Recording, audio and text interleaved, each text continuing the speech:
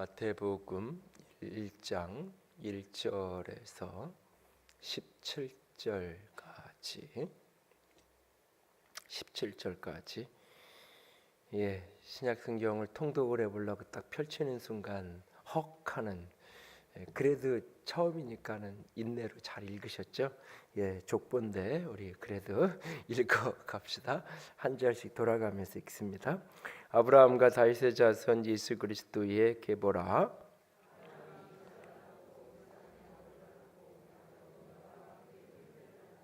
유다는 다말에게서 베레스와 세레를 낳고, 베레스는 헤스본을 낳고, 헤스로는 람을 낳고,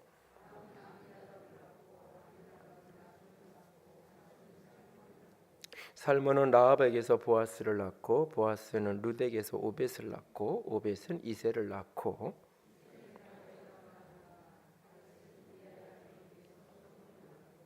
솔로몬은 르호보암을 낳고, 르호보암은 아비야를 낳고, 아비야는 아사를 낳고, 아사는 여호사밧을 낳고, 여호사밧은 요람을 낳고, 요람은 우시야를 낳고, 우시야는 요담을 낳고, 요담은 아하스를 낳고, 아하스는 히스기야를 낳고,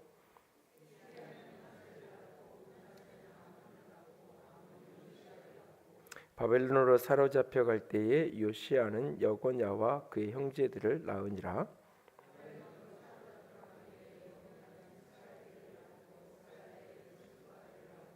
스룹바벨은 아비웃을 낳고, 아비웃은 엘리야김을 낳고, 엘리야김은 아소르를 낳고,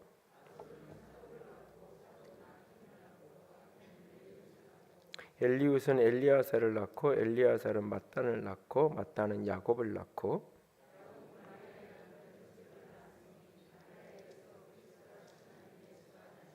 함께 읽습니다. 그런즉 모든 대수가 아브라함부터 다윗까지 14대요, 다윗부터 바벨론으로 잡혀갈 때까지 14대요, 바벨론으로 잡혀간 후부터 그리스도까지 14대더라. 아멘.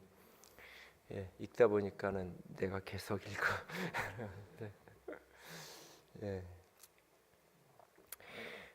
지난주까지 이제 사실은 그 사도행전에 대한 이야기를 나눴어요. 사실 오랫동안 이 금요기도회 때 사실은 마태복음에서부터 쭉 그 한 번 강해를 요한계시록까지 쭉 사실은 그게 꽤 오랜 시간 걸렸는데, 금요기도회 때마다 쭉 차근차근 해서 요한계시록이 사실은 맞춰졌었고, 사도행전은 이제 교회가 이쪽으로 이사 오고 나서부터 수요일 날마다 사도행전 강의를 시작해서 한참을 하다가 이제 중간에 이제 큐티인으로 이제 교회 전체 큐티 교재를 매일 성경에서 바꾸면서 그 큐티인에 따라서 수요일 날 한 주간의 가장 중요한 본문 메시지를 나누느라고 사도행전을 못 하다가 요한계시록이 이제 끝나고 이제 사도행전으로 이제 중간에 이어서 와서 사도행전까지 이제 맞춰졌는데요. 그리고 오늘 다시 마태복음을 좀 하려고 그래요. 이제 아브라함 이야기를 최근에 주일날 오전에 안 했으면 아마 창세기부터 했을 것 같아요. 근데 창세기가 겹칠 것 같아서 다시 마태복음을 좀 나누려고 합니다. 지난주에 사도행전의 마지막 결론을 이야기하면서 하나님의 나라에 대한 이야기를 했어요. 그래서 사실 오늘 그 이야기를 우리 교육자들하고 이제 이렇게 좀 이것저것 좀 나눠야 될 게 있어가지고 그 일주일 동안 그거 다시 듣고 다시 듣게 하고 요약해가지고 내가 가지고 오라고 이제 그래서 아까 오후에 이제 앉아가지고 이런저런 얘기를 좀 나눴는데, 한 분이 그러더라고요. 분명히 잘 들었는데 다시 듣기를 하니까는 이런 얘기를 하셨나 이렇게 분명히 안 줄고 들었는데 이제 못 들었던 게 또 이제 들리기도 하더라고. 그러는데 사실 그렇게 이야기한 이유가 사실은 지난주에 이 시간에 설교했던 내용이 이게 이제 그 내용을 이렇게 확장을 하면 사실은 이렇게 최소한 10번 이상 설교를 해야 되는 중요한 이제 주제들이 거기에 다 사실은 이렇게 농축돼서 들어 있는 내용이에요. 그래서 이제 그 개념을 그런데 좀 이제 잘못 이해하고 있거나 이제 혼돈하고 있으면 안 될 것 같아서 교육자들이 특별히 저희 교회에서 이제 같이 사역을 하고 그러면 제가 갖고 있는 선교의 가장 큰 틀 중에 하나인 이 하나님의 나라에 대한 개념을 정확하게 조금 이해를 해야 될 것 같아서 다시 듣기를 좀 하고 오라 그러고 이야기를 조금 더 이제 추가적으로 조금 더 나눴는데요. 그 하나님의 나라로 이제 사도행전을 시작하면 사도행전 1장에 보면 부활하신 예수님께서 제자들을 이렇게 40일 동안 부활의 몸으로 만났는데 부활의 몸으로 만나서 무슨 얘기를 했다고 성경이 기록하냐면 하나님의 나라 일을 말씀하셨다 그래요. 하나님 말씀하셨다 그러고 사도행전의 맨 마지막 끝이 바울이 이제 로마의 가택 연금 상태에 있으면서 그 마지막으로 그가 증거한 게 하나님의 나라를 증언했다고 말해요. 그런데 그 하나님의 나라랑 같이 병행으로 나오는 게 뭐냐면 예수 그리스도의 일. 그래서 예수 그리스도가 곧 하나님의 나라라는 이야기를 지난주에 좀 드렸어요. 그래서 부활하신 예수 그리스도가 부활의 몸으로 제자들을 만나시면서 하나님의 나라의 일을 그가 말씀하셨다 그랬어요. 그렇다면 예수님이 부활의 몸으로 제자들에게 하고 싶었던 이야기의 가장 중요한 그 40일이랑 마지막 기간을 어떻게 보면 굉장히 독특한 기간이잖아요. 육체로 제자들하고 함께 계셨던 게 3년 6개월. 그리고 그 이후에는 이제 승천하시고 나서는 성령으로 영으로 이제 제자들하고 동행하는 거라면 부활의 몸으로 함께 하시는 것은 굉장히 독특한, 그러니까는 이 제자들하고 같이 먹고 마시고 사는 그런 형태도 아니고, 그런데 영의 모습도 아니고 실제로 제자들하고 앉아서 밥을 먹기도 하고 뭐 만져보라고도 하고 어떤 부활의 어떤 변화된 몸을 가진, 그러나 늘 24시간 같이 있는 것은 또 아닌, 사라졌다가 나타나기도 하시고 그런 기간 동안 제자들에게 마지막 하시고 싶은 이야기를 하는데 그 핵심이 뭐였냐면 하나님의 나라라는 개념이었어요. 그렇다면 예수님이 복음서에서 이 많은 예수님의 가르침, 예수님의 생애 일들, 이 모든 것들이 기록되어 있는데 결국 그 모든 것들의 핵심 결론이 뭐냐? 하나님의 나라라는 개념하고 결국은 맞닿아 있다는 개념이죠. 어떻게 하면 그 하나님의 나라에 들어갈 수 있는가? 그 하나님의 나라는 어떤 나라인가? 어떤 나라인가? 그 하나님의 나라의 백성들은 어떤 삶을 살아야 하는가? 어떤 정체성을 가지고 살아야 하는가? 하나님의 나라에 대한 정의에서부터 시작해서 그런 것들을 이제 이 복음서에서 그런 것들이 지금 길게 풀어지게 되는 겁니다. 그 부분에 대한 전체적인 이야기를 지난주에 사도행전의 결론적인 부분으로 이 시간에 말씀을 좀 드렸고요. 그리고 오늘 이제 마태복음을 시작해서 가는데 복음서를 읽어가면서 특별히 이제 여러 복음서 가운데 마태복음을 여러분들이 읽어가면서 마태복음에 이 여러 가지 층들이 이제 같이 이제 복합적으로 나타나는데 지난주에 제가 얘기를 드렸어요. 산상수훈으로 대표되어지는 예수님의 설교, 예수님의 가르침.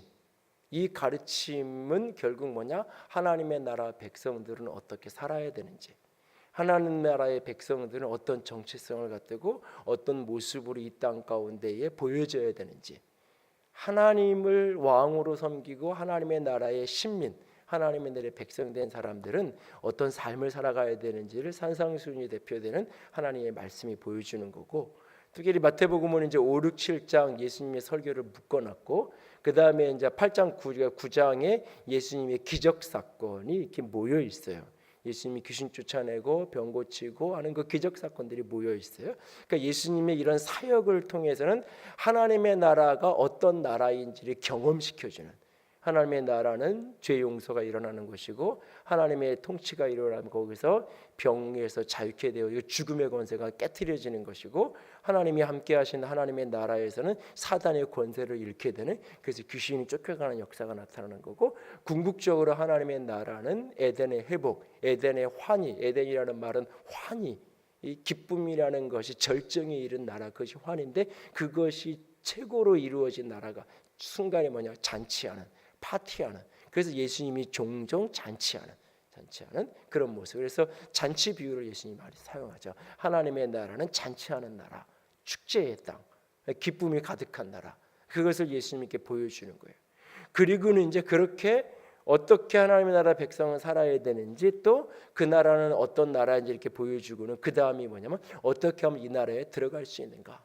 결국은 예수 그리스도를 믿음으로 들어가는데, 그 들어갈 수 있는 문을 열기 위해서 예수님이 이 땅에 오신 것이고, 그 예수님이 십자가에 우리의 모든 죄를 짊어지시고 죽임당하시고 그 십자가에서 부활하시고, 예수님이 죽으시고 부활하심으로 말미암아 그 하나님의 나라로 들어갈 수 있는 그 문이 열려진 거예요. 그래서 그 예수님을 내가 믿을 때, 예수님의 죽음이 내 죽음이 되고 예수님의 부활이 나의 죽음이 돼서 예수 그리스도를 믿음으로 내가 받아들일 때, 예수님을 내 마음에, 내 삶의 구주와 주님으로, 주 예수 그리스도로 예수님을 내가 받을 때, 마음으로 믿고 입으로 시인할 때 내게 구원이 이루어지는 것이죠. 이것을 복음서의 개념으로, 사도행전의 개념으로 바꾸면 이것이 내가 하나님의 나라의 백성으로 들어가는 거예요. 하나님의 나라에 들어가게 되는 사건이 벌어지는 거예요. 이걸 서신서에서는, 로마서 이후에 많은 서신서에서는 구원을 받는다, 구원에 이른다 이렇게 표현을 한 거예요.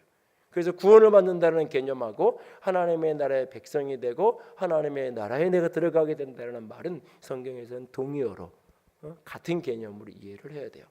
그런데 이 마태복음은, 특별히 마태복음은, 많은 여러분들이 마태복음에 대한 개관 이런 걸 들어본 적이 있다면 마태복음을 왕의 복음이라고 보통 표현을 합니다. 예수님이 왕이시라는 것을 우리에게 가르쳐줘요. 왕이시라는 것을 보여주는.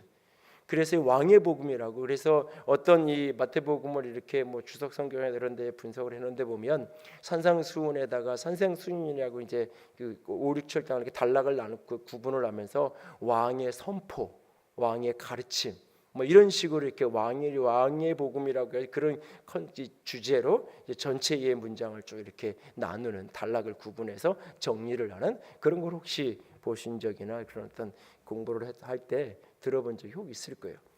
이 마태복음은 왕의 복음이라고 표현을 해요. 그래서 마태복음 맨 마지막에 가면 예수님께서 부활하시고 승천하시기 전에 지상명령을 내리는데, 그 지상명령의 출발이 뭐냐면 하늘과 땅의 모든 권세를 내게 주셨으니, 하늘과 땅의 모든 권세를 내게 주셨으니 내가 왕이 됐다.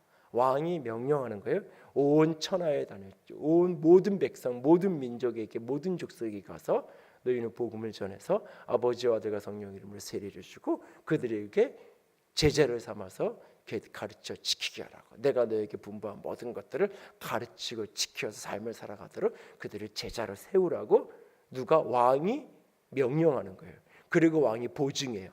내가 세상 끝날까지 너와 함께 할 것이다 라고 왕이 명령하고 왕이 보증하고 그 명령을 붙들고 왕의 백성들이 세상을 향해 나아가는 거예요. 그게 이제 사도행전의 스토리래요. 어떤 의미에서 이제 그 사도행 마태복음을 사도행전하고 연결을 지으면, 그래서 결론이 그렇게 맺어지는 것처럼 마태복음의 출발도, 마태복음의 첫 문을 열 때도 예수가 왕으로 이 땅에 오셨다는 것을 증거하고 보여주는 것으로 오늘 마태복음은 문이 열리는 거예요. 그래서 마태복음의 시작이 아브라함과 다윗의 자손 예수 그리스도의 계보라, 예수 그리스도의 세계라, 또는 예수 그리스도의 족보라마다 같은 말이에요. 그렇게 그러면서 마태복음이 시작이 돼요. 그러면서 아브라함에게서 다윗까지, 다윗에게서 포로로 갈 때, 바벨론 포로로 갈 때까지, 바벨론 포로에서부터 마리아의 남편인 요셉에 이르기까지 족보를 14대씩 끊어서 기록을 해 주고 있어요. 그러면서 이 족보 안에 이제 5명의 여자들이 독특하게 등장을 하게 돼요. 다말, 라합, 룻, 우리아의 아내. 제가 종종 이야기 드리죠. 아무런 선입관 없이 성경을 내가 좀 관심을 갖고 읽어봐야 되겠다라고 딱 읽으면 마태복음 1장에서 딱 읽다가 집어던져야 되는 게 사실은 정상이에요. 우리 교인 중에 어떤 분이, 아버님이 굉장히 이런 한하게 밝으시고 이런 분인데 신앙은 안 하시는데 성경을 읽어보셨다 그래요. 근데 성경을 읽어보시고 나서 그분이 평가하는 이야기가 뭐냐면 성경이 너무 지저분해.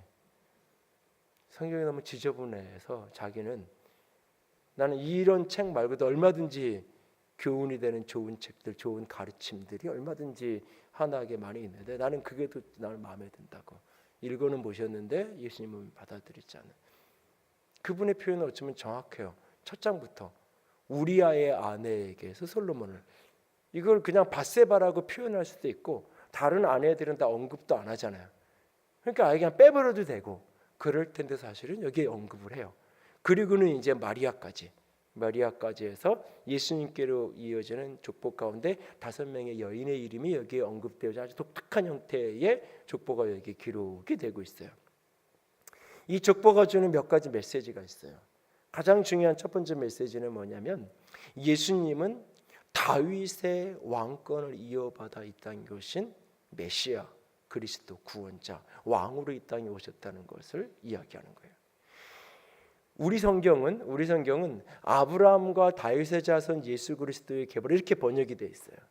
근데 이 헬라어 원문은 아브라함이 먼저 나오지 않아요. 헬라어 원문은 다윗과 아브라함의 자손 예수 그리스도의 계보로 이렇게 되어 있어요.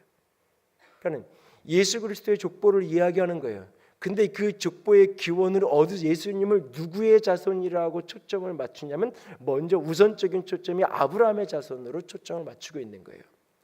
예수님이 다윗의 초점을 맞추고 있는 거예요. 예수님이 아브라함의 자손이라고 이야기를 하면 거기에 성경에서 이야기하는 핵심 포인트는 뭐냐면 언약의 자손이라는 거예요. 하나님이 아브라함과 언약을 맺잖아요. 그리고 그 언약을 이루어 가시는 거예요. 언약의 하나님이 이렇게 자기 백성에게 이 백성에게 하나님이 스스로를 매는 거예요. 스스로를. 그래서 창세기 15장에서 언약을 한번 맺고 창세기 17장에서 또 한번 언약을 맺어요. 창세기를 보면 창세기 15장에는 언약이라는 것은 그냥 우리 쉬운 우리말로 쉽게 바꾸면 우리가 요즘 일상적으로 쓰는 언어로 바꾸면 계약을 하는 거예요. 계약을 맺는다는 것은 양방이 상대가 있는 거잖아요. 서로가 A와 B의 당사자가 서로 계약을 맺는 거예요. 하나님과 아브라함 사이에 계약을 맺는 거예요.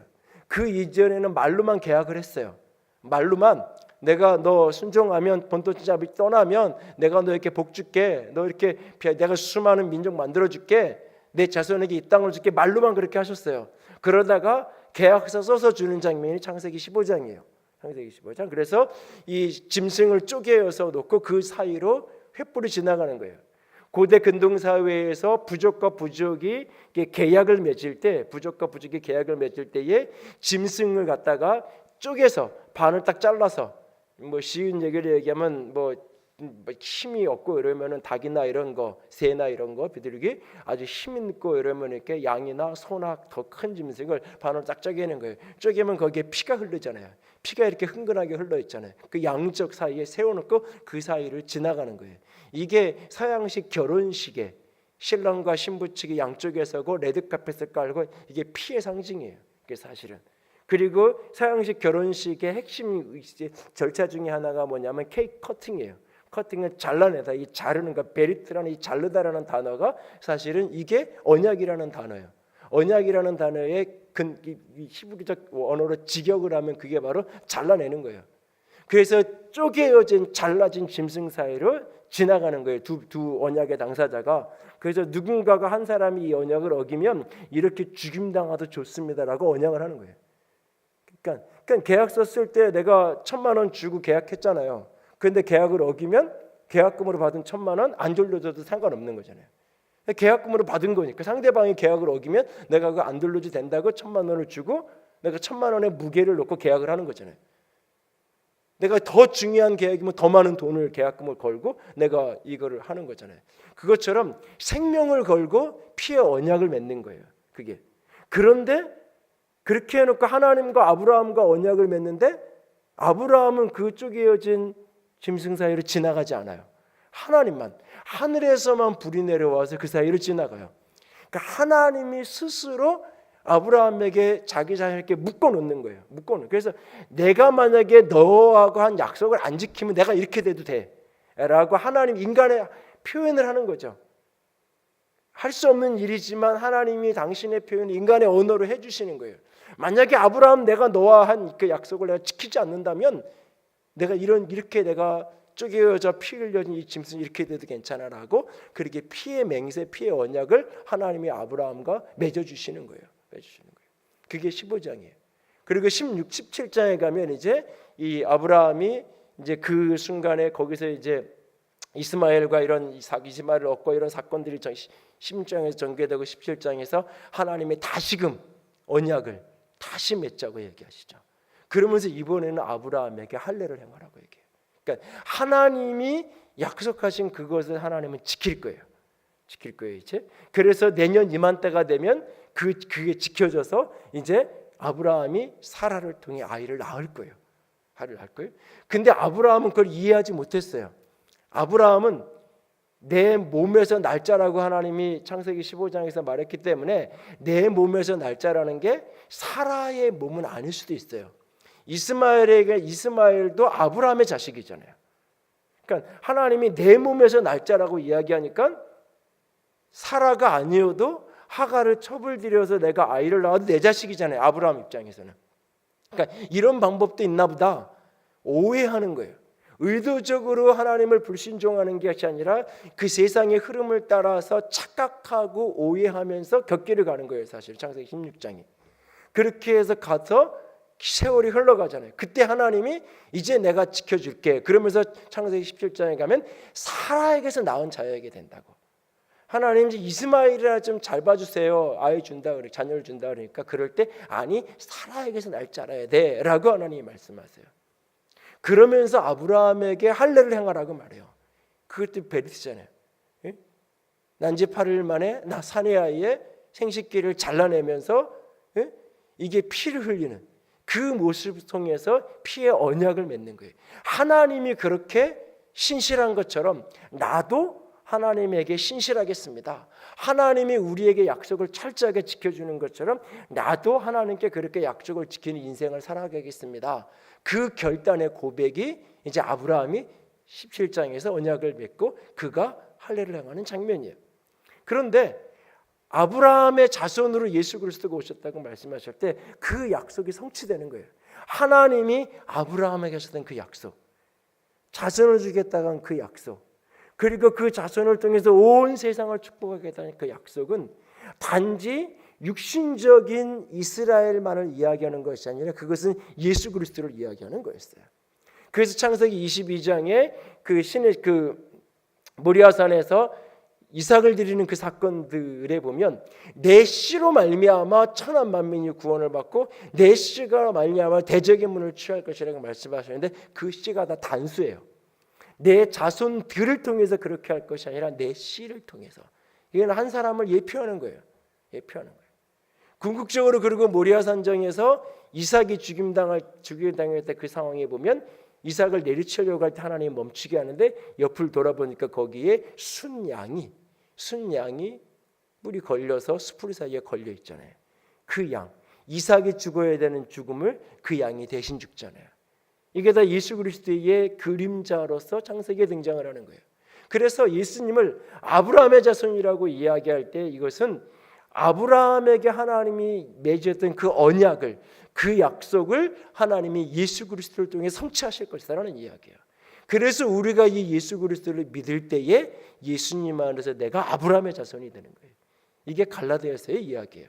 우리는 약속의 자손, 약속으로 온 이삭, 아브라함의 자손이라고 우리에게 말해요. 육신의 노력으로 하나님의 백성이 되는 것이 아니라 우리의 어떤 공로에 우리 어떠한 되었다함에 상관없이 오직 예수 그리스도로 말미암아 내가 하나님의 자녀가 되는 아브라함의 후손이 되어서 아브라함의 유업을 우리가 기업을 얻게 된다.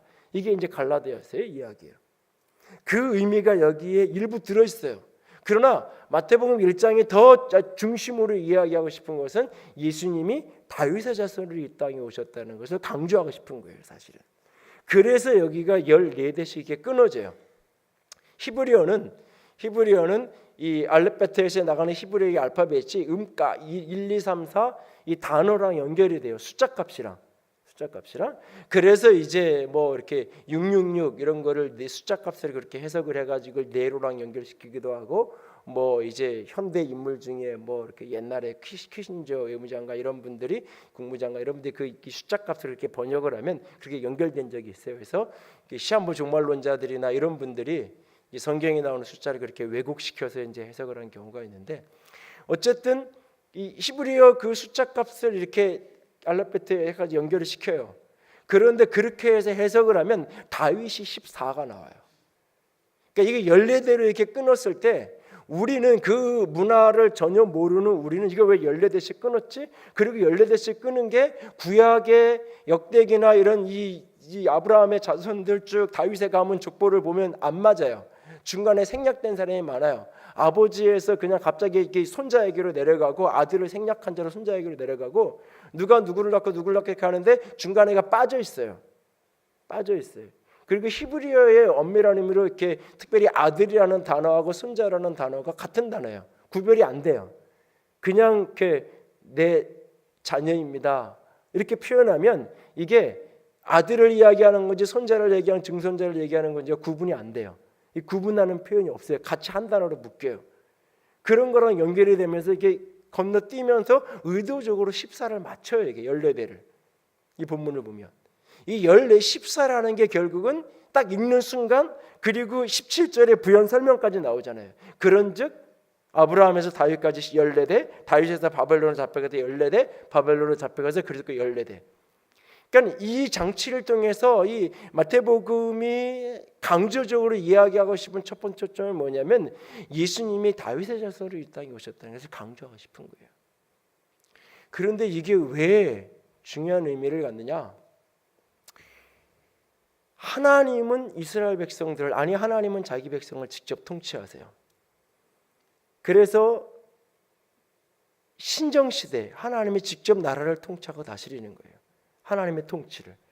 그래서 하나님의 통치가 모세를 통해서 이스라엘 백성들을 흘러오는 거예요. 하나님의 통치가 하나님의 말씀을 통해서 그 백성들에게 부어지는 거예요. 하나님이 왕으로 그 백성을 직접 다스리시는 거예요.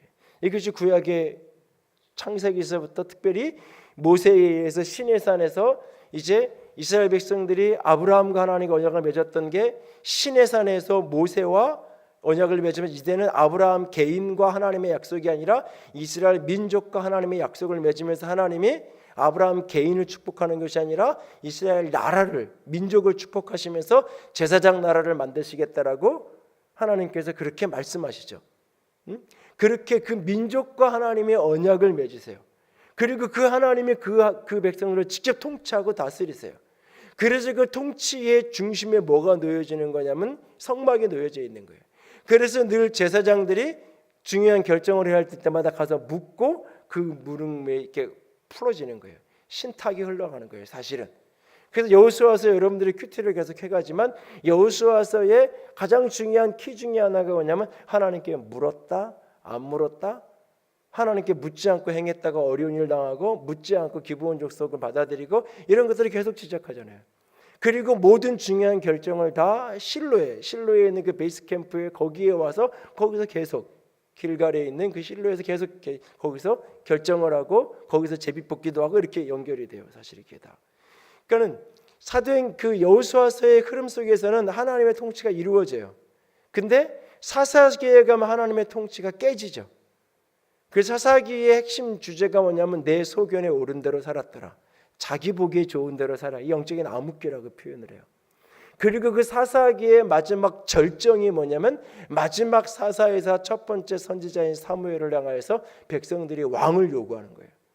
왕을 달라고. 사무엘상 9장이 왕을 달라고 그래요. 그럴 때 왕을 세워달라고 그럴 때 사무엘이 고민을 하죠. 그럴 때 하나님이 사무엘에게 뭐라고 말씀하시냐면 사무엘상 9장을 가보세요. 찾아보면 뭐라고 얘기하시냐면 백성들이 왕을 세워달라 그러는 것은 사무엘 너를 버린 게 아니다. 사무엘 너를 부정하는 게 아니라 나를 부정하는 거다라고 하나님이 이야기하세요. 그러니까 왕을 세워달라고 이야기한 표면적인 이유는 뭐냐면 사무엘의 아들이 왕제가 아니야. 사무엘의 자녀들이 문제가 많아. 그러니까 계속 이렇게 있으면 사무엘을 이어서 사무엘의 아들들이 사사이자 선지자로서 역할을 하게 될 것 같으니까 백성들이 사무엘의 아들들을 받아들일 수 없는 거예요. 그래서 당신의 아들들이 사무엘의 아들들이 막 심한 말을 쓰면 개막나이처럼 그렇게 사니까 백성들이 인정할 수 없다는 거예요. 그러면서 우리에게도 이방 나라들처럼 왕을 세워달라고 그렇게 요구해요. 그런데 그것을 하나님은 어떻게 해석을 하냐면 사무엘을 부인한 게 아니라 부정한 게 아니라 나를 부정한 거라 하나님 자신을 거절한 것이라고 하나님은 그렇게 이야기해요. 그러면서 왕이 세워지면 왕이 어떻게 그들을 고통스럽게 할 것인지 그것에 대해서 이야기해요. 그래도 그들은 좋다고 그걸 세우겠다고 그걸 원한다고 이야기해요. 그래서 하나님이 그들에게 왕을 허락하죠. 사울 왕이 주어지고 다윗이 주어지고, 거기에 특별히 다윗이 중요한. 그러니까 어떻게 보면 하나님이 직접 통치하다가 이제 백성들이 하나님을 거절하기 시작하면서 하나님이 간접 통치 방식을 선택하는 거예요. 왕을 세워서 그 왕을 통해서 하나님이 간접적으로 통치하는 거예요. 그 간접적으로 통치하는 왕의 최고의 모델이 다윗이에요. 다윗왕. 그래서 구약의 모든 왕들의 평가는 다윗과 같았다, 다윗과 같지 않았다. 다윗의 길을 걸었다, 그렇지 않았다. 이것이 모든 왕들에 대한 평가의 기준이에요. 그래서 하나님이 다윗을 통해서 그렇게 다윗과 같은 왕을 세워서 통치하기 원했어요. 그런데 그것이 철저하게 실패하죠. 그 왕들이 다윗과 같이 하나님 앞에 순전하게 서야 되는데, 다윗과 같이 순전하게 잘못할 수 있고 실수할 수 있고 넘어질 수 있지만 끊임없이 그때마다 하나님께서 깨닫게 하시면 돌이키고 회개할 줄 알아야 되는데, 그 모든 왕들이 그와 같지 않은 거예요. 결국 이스라엘은 나라를 잃어버리고 처절한 고통을 살아가죠. 그리고 신약이 열리면서 하나님이 육체를 입고 이 땅에 직접 찾아오시는 거예요. 그분이 이 땅 가운데 다시 내가 왕으로 이 땅을 다스리겠다. 다시 내가 이 나라를 통치하겠다. 내가 다시 너희들에게 왕이 되기 원한다. 하나님이신 그분께서 사람이 되어 이 땅에 오신 거예요. 그것은 왕이 이 땅 가운데 친히 오셔서 우리의 왕이 되기 위해서, 하나님이 직접 왕으로서 신탁을 하시던 그 하나님이 중간에 잠시 대리자로 다윗과 같은 왕을 세우려고 하다가 안 되는 거예요. 그러니까 그분께서 직접 다시 이 땅 가운데 육체를 찾아오시는 거예요. 왕이 이 땅 가운데 찾아오신 거예요. 그걸 마태복음에서 다윗의 그 왕권을 이어온 그 왕으로 이 땅에 오셨다는 것을 여기서 다시 한번 설명하고 이야기하는 거예요. 잃어버린 그 왕권을 회복하고 왕의 자리를 되찾기 위해서 이 땅에 오신 거예요. 그리고 그 왕의 자리를 되찾는 방법이 뭐냐? 십자가와 부활의 자리인 거예요. 이 세상이, 사망이, 사단이 권세를 쥐고 있잖아요. 여러분, 예수님이 시험 받잖아요. 공생이 시작하면서. 그 시험 가운데 여러분 그 40일 동안 금식하고 돌로 떡 만들어 먹으라고 얘기하잖아요. 거기에 보면 40일 동안 금식해서 줄이신지라 그래요. 배가 줄였으니까 돌로 떡 만들어 먹으라는 게 유혹이 돼요. 배고프니까. 우리도 그 장면을 보면 예수님도 배고팠겠다 이런 생각이 들잖아요. 그 다음에 성전에서 뛰어내리라 그래요. 하나님의 아들이라면, 내가 하나님의 아들을 한번 뛰어내려봐라. 예수님이 말씀으로 쫓아내니까, 말씀으로 성경에 이르기를 말씀하시기를 사람이 떡으로만 살까지 말씀으로 얘기하니까 사단이 말씀을 인용해서, 시편 말씀을 인용해서 예수님을 시험해요. 시편에 이렇게 있지 않느냐, 이렇게 뛰어내리면 딱 천사가 이렇게 받아준다고 말씀에 있잖아. 이 말씀을 근거로 해서 예수님을 시험하죠. 그래서 성경을 인용한다고 해서 다 성경적인 게 아니에요. 성경을 인용하고 성경을 말한다고 해서 성경적인 게 아니에요. 이단이 성경을 이야기하잖아요. 신천지에 성경 공부하러 간다고 이야기하잖아요. 그런데 성경을 이야기하고 성경을 인용하는데 사단의 이야기라는 거예요. 시편을 인용해서 예수님에게 뛰어내리면 천사가 이렇게 받아준다고 했잖아. 뛰어내려라고 이야기하잖아요. 예수님이 그것을 말씀으로 쫓아내시잖아요. 그리고는 이 사단이 예수님을 온 천하가 보여주는 높은 데로 데려가요. 그리고는 나에게 경배하라 그래요. 그러면 이 천하를 내가 너에게 주겠다고 얘기해요. 여러분, 이게 유혹일까요? 유혹이 아닐까요? 유혹일까요? 앞에 두 가지는 유혹이라는 게 이해가 돼요. 어느 정도. 조금 해석 과정을 들어가면. 해석이 많지 않아도. 근데 이 장면은 이게 왜, 어차피 예수님 건데, 어차피 하나님 건데, 자기 것도 아닌 거 가지고 내가 너 나한테 잘하면 내가 너 줄게 라고 말하면 전혀 유혹이 안 돼요. 그게 왜 유혹이 될 수 있냐면 지금 사단이 이 세상의 권세를 쥐고 있으니까. 그것을 바울서신에서는 공중권세 잡은 자라고 사단을 표현했잖아요. 이 땅의 권세를 죄와 죽음의 권세를 사단이 쥐고 있잖아요. 인간이 죄를 졌고 죽음이 이 땅에 들어오고 죽기를 무서워 죽음의 종로로 타는 우리, 그 배 위에 사단이 이 세상의 권세를 쥐고 있잖아요. 이걸 내가 무장 해제해서 내가 너한테 주겠다. 그러니까 너 나한테 경배해라. 내 밑으로 들어오면 내가 이거 줄게. 이거죠. 그러면 결국 이게 누구 거예요? 위에 거잖아요. 위에 사람 거잖아요. 예? 내가 당신 사장 시켜줄게. 재산 다 가지고 내 밑으로 와. 내가 회장하고 너 내 밑에서 사장해. 네 회사 다 정리하지 내 밑으로 와. 사장 시켜줄게. 내가 회장하고. 그러면 그게 내 거예요? 다 들어갔는데 그 다음 주에 발령 내죠. 사장에서 딱 내쫓아서 다른 데 가면 회장 거잖아요. 그게. 마치 그런 식의 논리인 거예요. 근데 예수님에게 그렇게 유혹을 해요. 그러니까 주 너희 하나님을 시험하지 말라고. 하나님만을 경배해야 된다고. 그러면서 예수님이 사단을 꾸짖잖아요. 그러니까 이 세상의 권세를 사단이 쥐고 죽음의 권세가 죄를 통로로 역사하는데 그걸 예수님이 깨트리시고 잃어버린 왕권을 회복하기 위해서 그는 이 땅에 오신 거예요. 이 땅에.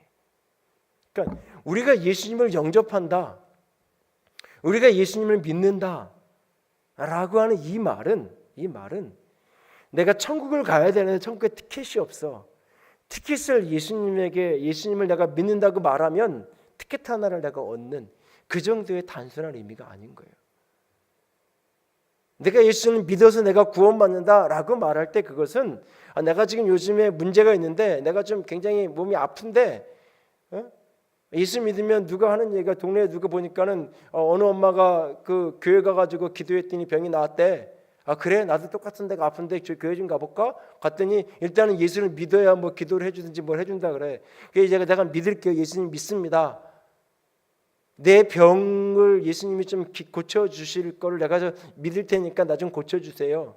단순히 내가 필요한 어떤 것, 그것이 병일 수도 있고 그것이 뭐 경제적인 필요일 수도 있고 가정이 여러 가지 힘들고 어렵고 막 갈등이 생기니까 좀 교회로도 가보면 부부관계가 회복될까. 실제로 교회 와서 이혼의 위기 속에서 뭐 이렇게 극복하고 이제 아기도 새로 낳고 뭐 그렇게 살아가는 가정들이 우리 주변에 있으니까 힘들고 어려운 가정들을 보면 마지막으로 신앙이나 생활을 다시 한번 하나님께 매달려 보자고 그래서 이렇게 신앙을 배우고 다시 시작하면서 많은 게 회복되는 경우도 있어요. 그런데 단순히 그거 하나하나가 나름대로 의미 있는 일이고 소중한 일이지만 내가 예수님을 믿는다는 고백이 그 수준의 고백으로 끝나는 게 아니에요. 그것을 다 포함하지만 그 모든 개념, 병이 낫고 회복이 이루어지고 자유케 되는 모든 것을 포함하지만 그 포함한 것보다 더 큰 개념, 핵심이 뭐냐? 예수님이 나의 왕의 자리에 오시는 거예요. 내가 예수님을 나의 왕으로 모시는 거예요. 내가 내 인생의 주인을 받아들이는 거예요. 그래서 이거는 몹시 불편한 일이에요. 내 주권을 포기하기 전까지는 굉장히 불편한 일이에요. 내 주권이 포기되어지면 굉장히 자유로워요. 굉장히 자유로워요. 신앙인의 자유의 핵심 중에 하나는 뭐냐면 내 인생이 내 게 아니에요. 오늘도 뭐 이렇게 선교사님 막 이런저런 얘기하면서 교회 뭐 이렇게 건축하기 힘들지 않았냐고. 힘들죠. 근데 내 거 아닌데요. 내가 가져가고 내 자식에게 물려줄 것도 아니고 내가 모아가지고 할 것도 아니고 하나님이 하라는 데까지 하고 능력 다닐 때까지 하는 거고 멈춰서 있는 거고 가려면 가는 거고 내 거 아닌데요. 내 거 아닌데 하나님 건데요. 이게 그냥 책임을 회피하기 위한 그런 말이 아니라 무책임한 의미의 될 대로 되라는 의미가 아니라 어떻게든 되겠지 하는 의미가 아니라 진짜 하나님 건데 진짜 하나님 건데 내가 해야 될 일 그리고 할 수 있는 일을 하지 않았다면 내가 잘못이 있는 거고 책임을 져야 되는 거지만 내 할 최선을 다한 이후에 그 넘어 내 능력 밖의 일들에 대한 것들은 그 내 영역이 아닌 거예요. 여러분 가끔 내가 여러분 자녀들에 대한 이야기를 하잖아요. 여러분 그 아이는요 여러분이 엄마인 게 최선이에요. 그 판단을 누가 했다고요? 하나님이 한 거예요. 하나님이 하셔서 거기다 갖다 붙여놓은 거예요. 내 아들의 아버지가 저 남편이 아니라 저 사람이었으면 좋겠다고요? 아니에요. 저 사람이었으면 벌써 난리 났어요. 얘 그냥 가만 안 둬요. 응? 그게 아니에요. 사실 그게 하나님의 최선이에요. 하나님이 보고 판단한 거예요. 그걸 내가 인정하면, 사실 내 스스로 그걸 인정을 하면, 제가 한참을 이렇게 교회에서 이렇게 교육에 대한 얘기를 자주, 요즘에 의도적으로 좀 안 하려고 애를 쓰는데도 나도 모르게 튀어나오는데, 이거 자꾸 했더니 어떤 분이 솔직하게 이런 얘기를 하세요. 목사님, 솔직히 너무 힘들다고. 왜냐하면 처음 하늘교회 나와서는 막 그런 얘기하고 어떻게 하는지 가르쳐주니까 너무 좋아가지고 내가 이렇게 하면 우리 애들이 막 이렇게 달라지겠지. 그래서 막 열심히 했다는 거, 한 1년 2년. 근데 변하는 것도 없는 것 같고 조금 나아지는 것 같으니 또 제자리 가는 것 같고, 그러다가 어떻게 사춘기 들어가서 막 이렇게 헤매면은 이게 정죄감만 더 드는 거예요. 내가 다 잘못한 것 같은 거예요. 애가 잘못해. 애가 이렇게 그냥 거쳐야 될 일을 거쳐가는 것조차 다 부모인 내가 잘못해서 그런 것 같은 거예요. 그러니까 어느 시점 넘어가서는 처음에는 막 배우고도 싶고 막 이렇게 마도하여지든지 성경 막 해가지고 막 적용하시고 그러는데, 어느 시점 들어가면 그런 거 얘기하면 짜증 나는 거예요. 이게 그냥 부담 나고 힘들고 더 스트레스만. 나는 그래도 열심히 하는데, 내 나를 따르는데 열심히 하는데, 이게 더 막 뭔가를 더 내가 해야 될 것 같은 것만 이렇게 부담스러워지는 것 같은. 생각해 보니까 그렇겠더라고요. 내가 봐도 잘못하면, 이게 잘못 이해하면, 그 개념을 잘. 그래서 이제 조금 이제 바꾸기도 하고 좀 덜 얘기하려고도 하고 그러는데, 여러분, 내가 주인으로 내가 내 인생을, 내 아이를 만들어야 된다고 생각하면 한없이 고통스러운 거예요. 한순간도 그 아이로 인해서 평안할 수가 없어요. 사실은 내 할 몫을 할 뿐이에요. 하나님의 아들이에요. 하나님의 생명이에요. 주권을 인정하면 거기서 자유가 와요. 근데 인정이 안 되면 자꾸 내가 개입해야 돼요. 내가 자꾸 하고 싶어요. 그럼 거기에 충돌이 오는 거예요. 혼돈이 오는 거예요. 혼돈이 오는 거예요. 하나님이 가르치는 거하고 예배 시간에 듣는 거하고 엄마가 집에서 얘기하는 게 다르요. 저는 우리 딸이 여기 앉았지만 제일 무서워요. 사실은 여기서 얘기하는 거하고 집에 가서 내가 야 일로 와 그러면서 다른 얘기하면 그러면요, 힘이 약한 동안, 아빠의 돈이 필요한 동안은 와서 앉아 있겠죠. 어쩌면 어느 시점을 넘어가면 내 자유로 가는 거예요. 어차피 내가 선택하는 거예요. 아빠도 교회에서는 그러는데 집에서는 다른데 뭐. 그래서 내 마음대로 내가 선택하는. 우리가 예수를 믿는다는 것은, 예수님을 받아들인다는 것은 가장 중요한 개념 중에 하나가 예수님을 내 인생의 왕으로 고백하는 거예요. 그것을 성경에서는 주라고 표현한 거예요. 주 예수 그리스도. 주 예수 그리스도. 우리는 예수님이 구원자가 되신다, 나를 구원한다라는 말에만 자꾸 집중해요. 그런데요, 그가 나를 구원하셔야 되는 이유가 뭐냐면 주인이니까 그런 거예요. 나의 주인이니까, 나의 왕이니까. 이스라엘 백성들이 왕을 요구한 게 뭐냐면, 다른 나라 보니까 전쟁 나라면 왕이 선봉에서 막 나가서 싸운단 말이에요. 우리는 근데 전쟁이 나가서 선봉에 날 사람이 없어. 누가 선봉에 서야 될까요? 하나님 기도하면 어느 날 하나님이 사사한 사람을 딱 찍어가지고 기름 부어. 그러면 그 사람이 딱 깃발 들고 쫙 나가. 그 평온하면 또 막 이렇게 하다가 또 전쟁이 딱 벌어졌는데 누가 하나 나설 사람, 하나님 또 어떻게 할까요? 이게 귀찮고 힘든 거예요. 그러니까 왕이 한 사람 있으면 무슨 인상이면 왕이여 당신 어떻게 해결하라고 왕에게 가서 얘기하면 되잖아요. 여러분 다 뭐 미세먼지부터 모든 게 다 대통령 잘못이잖아요. 대통령 잘못 뽑아서 이 나라가 이렇다고 뭐 아무리 바꿔봐야 미세먼지가 해결되나. 이게 조금 나아지겠지만 이게 하루아침에 뭔가가 되는 게 아니에요. 세상이. 사실 요즘 막 이렇게 경제 기사 쏟아지는 거 보면 3년 전 경제가 더 좋았네. 그때 그냥 그분 대통령 계속하게 놔둘 걸 그랬으면 이게 지금 경제가 좋았을 것 같은데 괜히 촛불 들고 그래가지고 이게 더 너무 다 힘들게 됐나? 이런 식의 생각이 막 복잡하게 들잖아요. 조금 지나서 또 이제 이번 물러나고 또 오면 또 그럴 거예요. 이게 뭐 5년마다 반복되는 거예요. 늘 왕을 세우는 게 그거예요. 왕에게 해결해 달라는 거잖아요. 해결해 달라는 거잖아요. 사업하는 분이 어떤 분이 은퇴하면서 그 얘기 하시더라고요. 나는 평생 사업하느라고 나는 맨날 돈만 빌리러 다니고 퇴직할 때 보니까 나는 진짜 정직하게 하신 분이에요. 자기 뒤를 이렇게 빼돌려 이러지 않고 나는 보니까 지판관 제대로 난 없는데 내 밑에서 한 30년 나랑 같이 있었던 친구는 빌딩 갖고 있다가 맨날 월급 타가지고 거기 투자하고 어?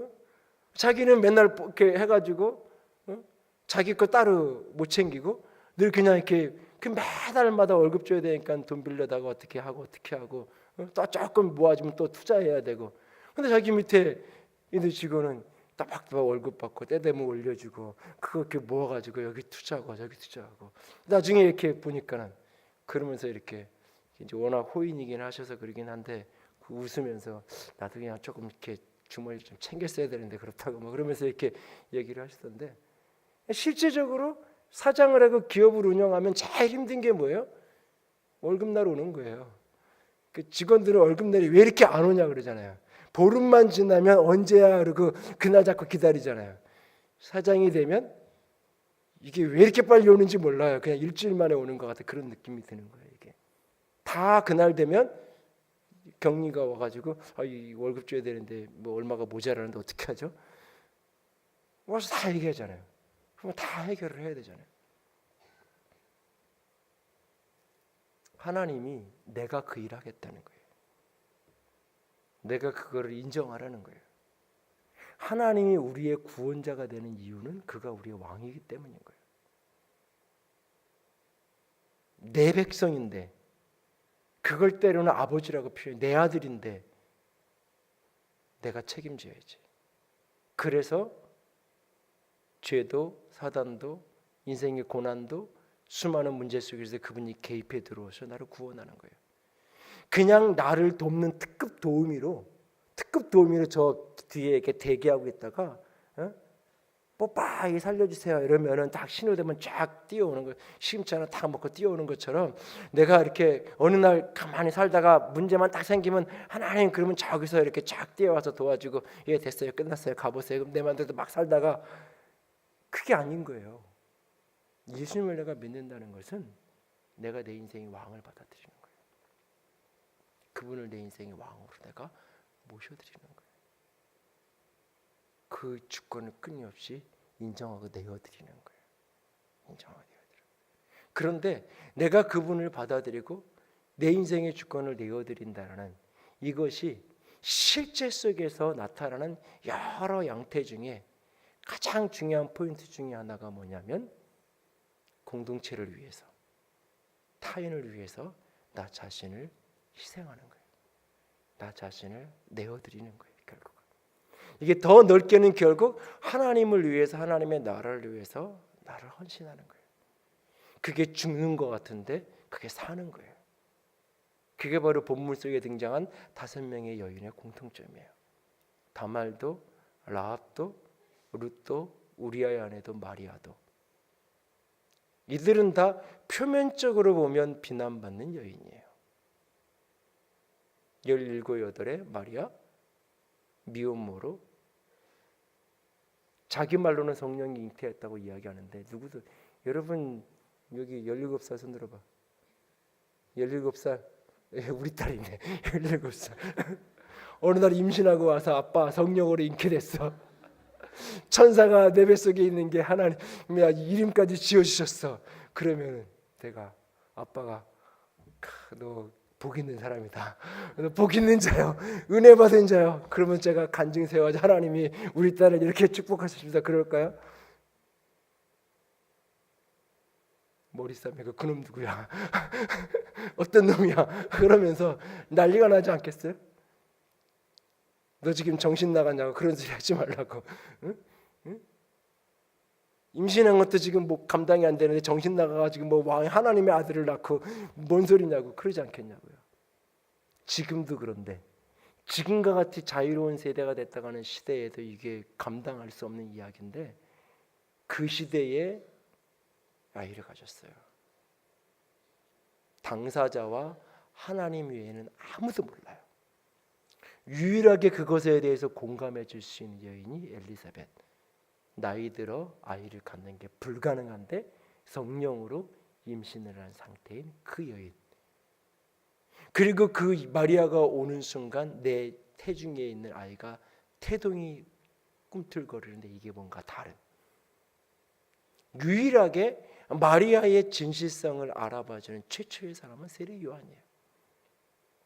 태중에 있던 그 아이, 그리고 그 아이를 품은 엘리사벳.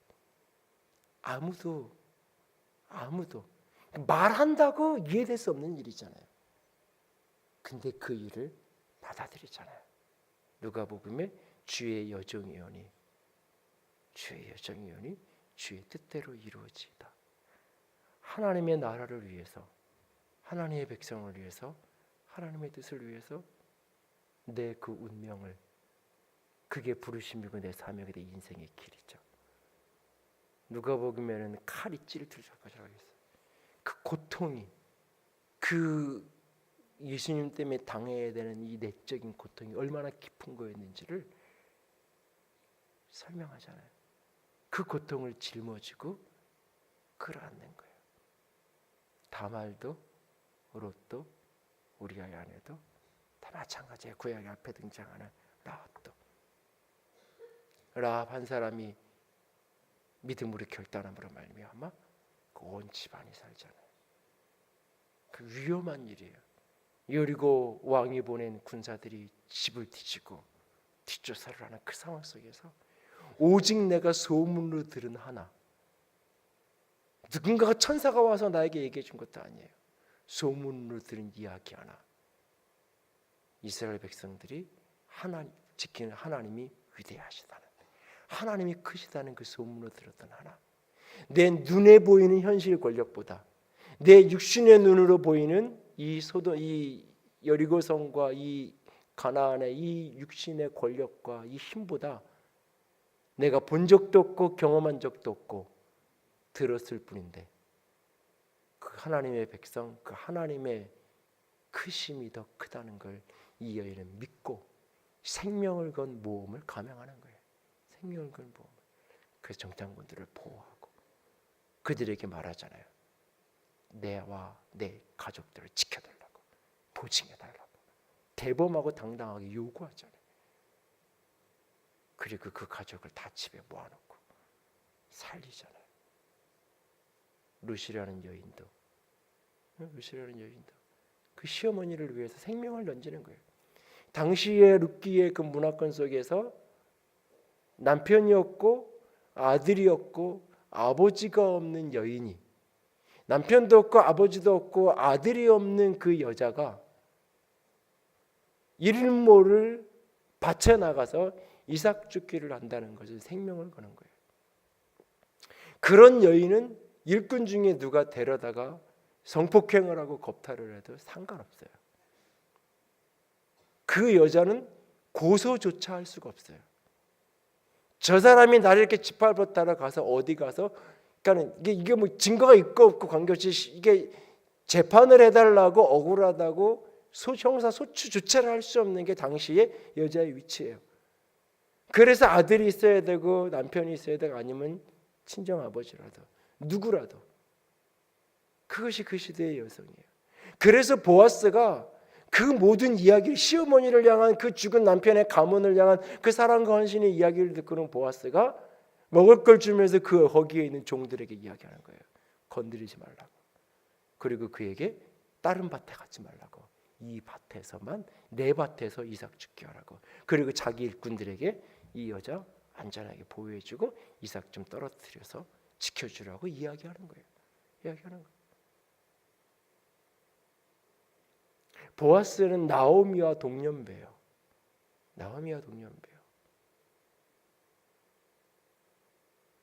여러분, 룻이 돈에 눈멀었으면, 재혼을 하고 싶은 게 그것이 우선순위였으면 시어머니가 집으로 돌아가라 할 때 합법적으로 친정으로 그냥 가면 걸로 끝이에요.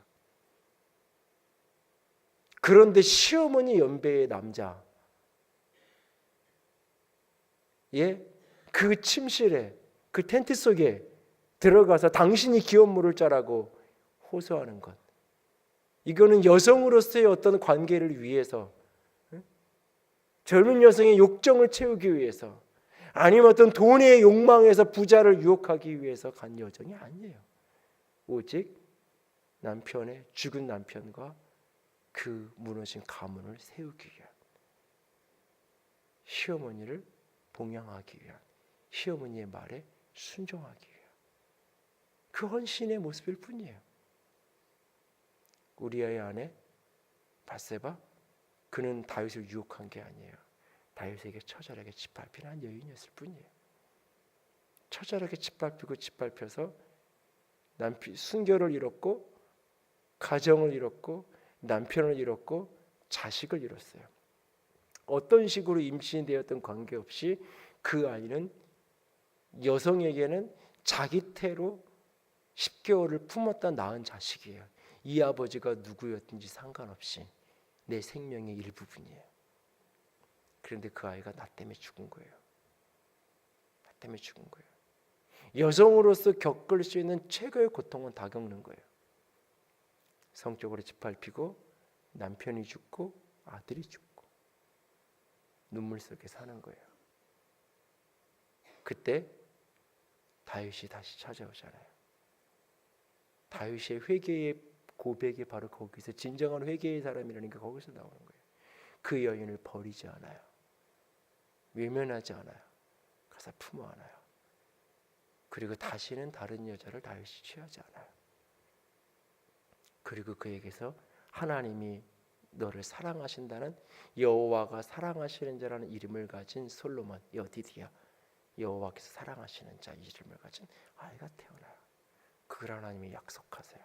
이 아이를 통해서 내가 다윗을 이어갈 거라고. 그 약속 하나를 붙들고 이 여인은 살아요.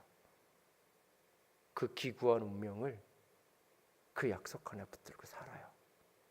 그러는데 다윗이 노년이 되고, 그러면서 그 왕권이 다른 사람에게 가게 생겼죠. 내 아들이 아닌 반역에 의해서 결국은 그렇게 그 위기 상황 앞에 나단 선지자에 찾아서 호소하고, 선지자와 함께 다윗에게 찾아가서 호소하잖아요. 하나님이 약속하신 언약을 붙들고, 그것은 때로 위험한 일이에요. 사실은 자신의 모든 것을 짊어지는 거예요. 가장 이해되지 않는 게 다말이라는 인물이에요. 이것 때문에 고민을 하다가 신대원 MDB 졸업 논문을, 이걸 한 학기 연구해서 이 부분을 논문을 쓴 적이 있는데, 다말이 제일 딜레마예요. 설명을 해보고 싶어도 잘 설명이 안 돼요. 시아버지를 러울을 쓰고 창녀인 것처럼 속여서 유혹을 해서 시아버지와 관계를 가져서 아이를 임신했어. 아이를 낳았다. 이 여자. 그런데 왜 성경은 이 여자를 긍정의 인물로 자꾸 묘사하는 걸까요?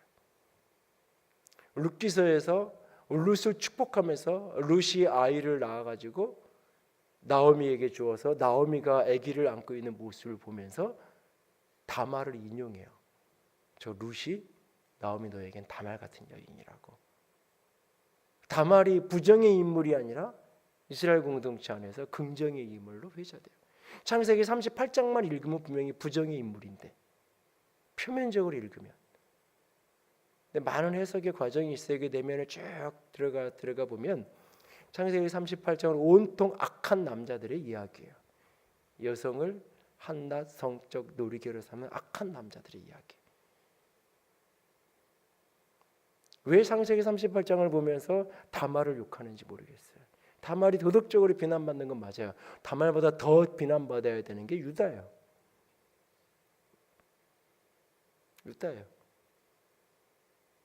한낱 그 추수하는 데 가가지고 거리의 여인이라고 데려다가 아무나 내가 취하고 화대를 주고 취했던 그 사람이,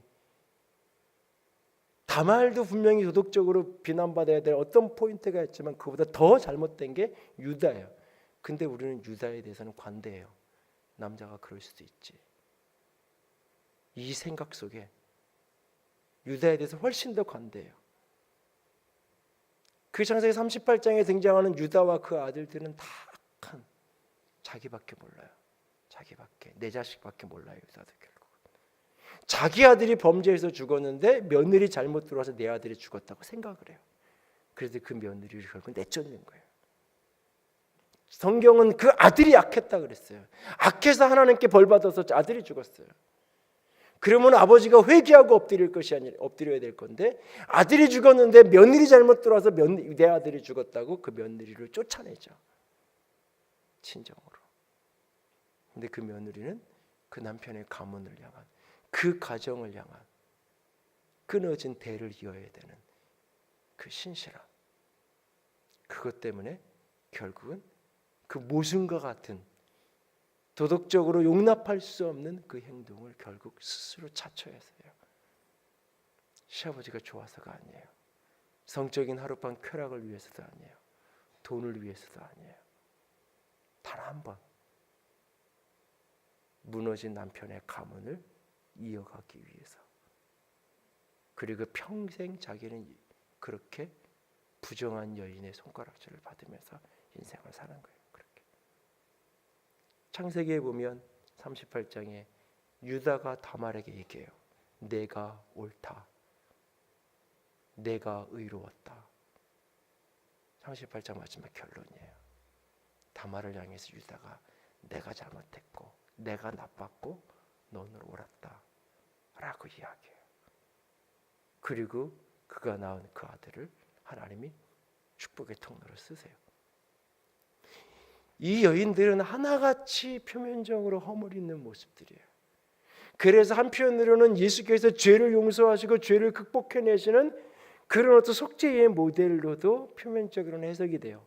그러나 이면적으로 더 중요한 것은 이 여인들은 하나같이 다 자기를 공동체를 위해서 이 언약의 가문의 이 흐름이 끊어지지 않도록 하기 위해서 자신의 인생을 바치고 자신의 생명을 바치고 자신의 명예를 다 바친 여인들이에요. 하나님이 쓰시겠다고 하면 내 자존심과 내 체면과 명예와 상관없이 하나님이 왕이 되셔서 내게 말씀하시면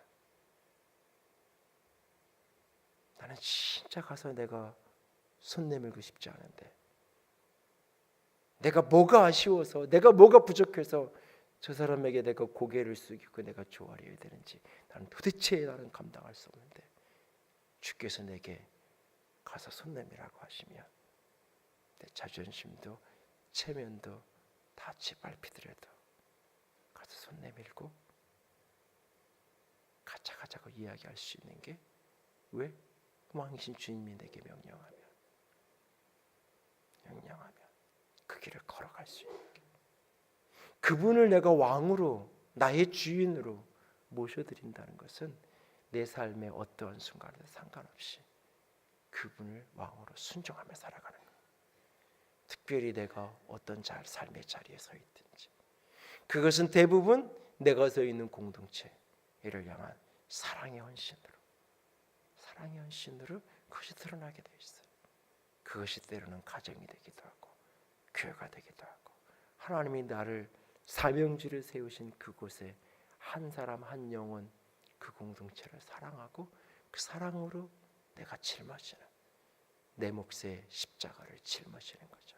내 몫의 십자가를 짊어지는 마리아가 주의 여정이오니 주의 뜻대로 이루어지다 주의 말씀대로 이루어지다라고 그 말씀을 받았던 것처럼 그 두려운 말씀을 받았던 것처럼 이 여인들 한 사람 한 사람은 도망갈 길이 다 있었던 사람들이에요. 피할 길이 있었어요. 그 길이 아니어도 개인적으로는 평안하게 살 수 있었어요. 그 길이 아니어도 자기 살 길은 찾을 수 있었어요. 그러나 그 길이 아니라 생명을 건 모험으로 그 길을 걸어가는 거예요. 그 속에 믿음의 요소가 있고 그 속에 사랑의 요소가 있고 그 속에 희망과 소망의 요소가 같이 다 이렇게 튀어나와 있어요. 이 여인들의 생애들을 구약 성경을 들여다보다 보면 오늘 여러분이 예수를 믿고 믿음으로 살아간다는 것 이것은 예수님을 내 삶의 왕으로 모시는 거예요. 단순하게 그냥 내 인생의 문제를 해결하는 정도로 내 죽어서 천국 가는 티켓 하나 보증받는 분으로 여기지 마세요. 그분은 나의 왕으로 오시기 원하세요. 내 삶의 주인의 자리에 좌정하고 싶어 하세요. 그래서 나를 주인으로 되셔서 나를 사용하기 원하세요. 나를 사용해서 내 민족을 살리고 내 가족을 살리고 내 공동체를 살리는, 비록 그 길이 때로는 내게는 고단한 십자가여도, 비록 그 길이 세상에선 좀 어리석다라고 나를 손가락질하는, 미련하다라고 말하는 길일지 몰라도 세상이 보기에는 하나님 앞에서 그것이 내 가문을 살리고 내 가정을 살리고 내 교회를 살리는, 그래서 하나님의 역사를 이루는 통로가 될 수 있다면 그 부르심 앞에 나를 기꺼이 내어드릴 줄 아는, 기꺼이 나를 헌신할 줄 아는 그런 사람, 믿음의 사람, 왕이신 그분이 찾고 계시고 그런 사람을 통해서 하나님의 역사는 이어져 갈 것입니다. 그렇게 쓰임받는 통로가 되는 저와 여러분이 될 수 있기를 주님의 이름으로 부탁을 드립니다. 기도합시다.